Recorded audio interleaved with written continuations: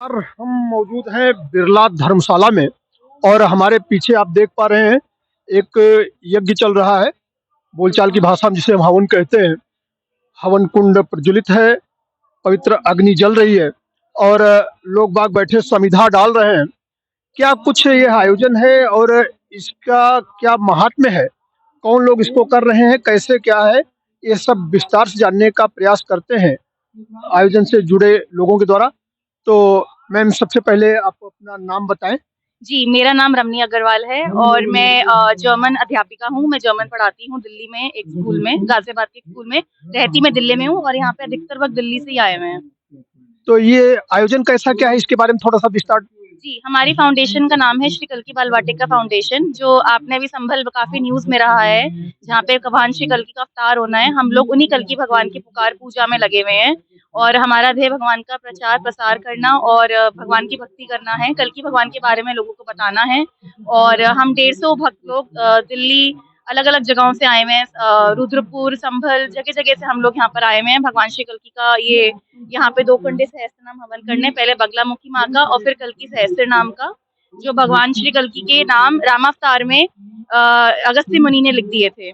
और हमारा ध्येय यहाँ पे, क्योंकि रामलला की मूर्ति लग गई है अयोध्या में, तो जो कल्की जी जो विष्णु भगवान पहले राम बन के आए, कृष्ण बन के आए और अब कल्की रूप में आ रहे हैं, तो हमारा मन था कि हम लोग सब ऐसे सामूहिक उनके दर्शन करें और फिर हम यहाँ पे हवन करके भगवान का तेज प्राप्त करें और जिससे कि आगे और भक्तों को रास्ता मिले।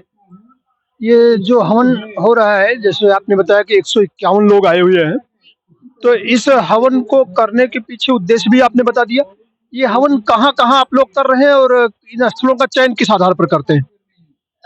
ये हवन हम लगभग हिंदुस्तान में हर प्रांत में, हर स्टेट में, हर डिस्ट्रिक्ट में भगवान श्री कल्की की जगह-जगह ज्योतिर्लिंगों में, शक्तिपीठों में मूर्तियाँ लग चुकी हैं और हम काफ़ी जगह जहाँ भी ये मूर्तियाँ लग चुकी हैं भगवान श्री कल्की की, वहाँ पे हमारा प्रयास रहता है कि हम हवन करें।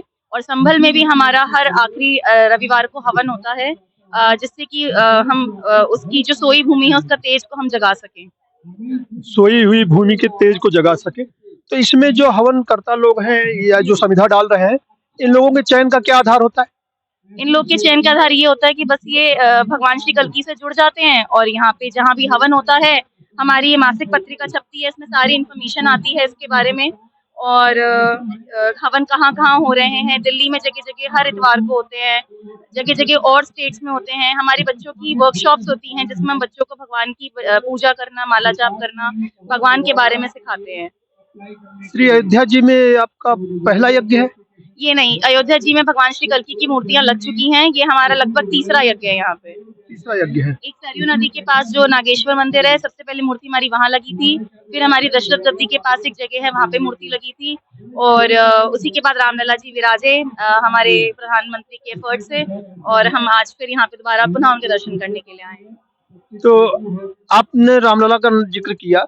रामलला के दर्शन का सुयोग आपके लिए कितनी बार बन पाया? मेरे लिए दूसरी बार, पहली बारी जब मैं आई थी बहुत साल पहले, तो तब वो उस छोटे से टेंट में थे और आज भगवान का भव्य रूप देख के मन भाव विभोर हो गया। मतलब आपने टेंट में भी रामलला को देखा और भव्य राजप्रासाद में भी रामलला को देखा। तो आज जो रामलला को आपने देखा और जो उनकी मूर्ति देखी, वह देख करके और उस टाइम मन में क्या ख्याल आया? उस टाइम मेरे मन में भगवान श्री कल्की के प्रति और भगवान श्री राम के प्रति सिर्फ कोटि-कोटि आभार आया कि आपने इस सहशरीर इस युग में, इस जन्म में मुझे राम दरबार के दर्शन करा दिए। ऐसे ही कल्की दरबार के कराइएगा। ऐसे ही कल की दरबार कराइएगा। एक चीज़ और पूछना चाहेंगे आपसे, चूँकि आप अयोध्या बराबर आती रही हैं और आपने अयोध्या को करीब से देखा है। तब की अयोध्या में जब आप आए थे और रामलला को आपने टेंट में देखा था, तब अयोध्या को आपने उजड़ी देखा रहा होगा। आज संवरी-संवरी सी अयोध्या दिखती है। आज अयोध्या को देख के आप अपनी अनुभूतियों को शब्द देने की कोशिश करेंगी? मेरे पास एक ही शब्द है, जैसे मैंने सतयुग देख लिया और जैसे मैंने पुराणों में पढ़ा है, मुझे वैसी ही यहाँ पे फीलिंग आ रही थी आज। जैसे आपने सतयुग देख लिया हो। तो इसका श्रेय अगर हम आपसे कहें तो भाई सारा श्रेय तो रामलला का है, सबहि न चाओ राम गोसाई। लेकिन अगर यहाँ हम इंसानों में देना चाहें तो किसी को देना चाहेंगी आप? देखिए बहुत स्ट्रेट बोलूँगी, मैंने जो सीखा है कल्की भगवान से और अपने यहाँ पे जितने भी पैनल के मेरे सदस्य हैं, जितनी मैंने उनकी कल्की जी की भक्ति सीखी है कि इंसानों के पास देने के लिए कुछ नहीं है, जो देना है ईश्वर ने देना है। भगवान महाविष्णु ने देना है, तो मेरे को सिर्फ वो ही नजर आते हैं सब कुछ देने के लिए। सवाल को थोड़ा सा सीधा करूं, अगर इसको आप राजनीतिक प्रश्न न माने, तो उत्तर प्रदेश के मुख्यमंत्री योगी जी महाराज के लिए आपके मन में जो कुछ भाव हो उसे व्यक्त करने। जी बिल्कुल, मैं आदरणीय मुख्यमंत्री जी योगी जी को बहुत-बहुत साधुवाद धन्यवाद करती हूँ कि उन्होंने उनके और हमारे प्रधानमंत्री के एफर्ट्स जो हैं वो दिख रहे हैं, जिससे हमारे तीर्थों को जीर्णोद्धार हो रहा है, हमारे आने वाली पीढ़ियों को रास्ता मिल रहा है, जो कि सबसे ज़रूरी है। किसी भी देश का भविष्य उसकी युवा पीढ़ी होती है और ये बहुत अहम स्टेप है इस तरह के मंदिरों का निर्माण करके आगे युवा पीढ़ी को जगाना। बहुत ही बेबाकी से आप अपनी राय रख रही हैं, इसलिए मैं अपने को रोक नहीं पा रहा हूँ। थोड़ा सा भव्य दिव्य जो महाकुंभ आयोजित है, हम लोगों को सौभाग्य है कि हमारे उत्तर प्रदेश की धरती पर ये आयोजन हो रहा है। इस दिव्य महाकुंभ के बारे में भी आप लोगों की कोई योजना है, वहाँ भी कुछ ऐसा आयोजन करने का? जी, अभी तक तो हमारा ऐसी कोई योजना नहीं है, क्योंकि वो वहाँ पे काफ़ी मात्रा में लोग हैं और अगर भगवान ने चाहा, भगवान श्री कल्की ने चाहा, तो हम वहाँ भी ज़रूर प्रोग्राम अपना आगे का बनाएँगे। व्यक्तिगत रूप से आपकी बात करें तो आपका कोई प्रोग्राम?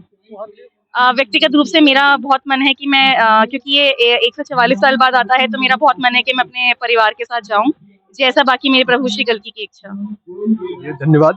बहुत अच्छा लगा आपसे बात करके, और सबसे बढ़कर के ये आयोजन तो थोड़ा-सा लोगों को, एक जो हमारी युवा पीढ़ी है या सबको हवन करना चाहिए या हवन के क्या लाभ हैं, इसके विषय में कुछ प्रेरणा देंगी?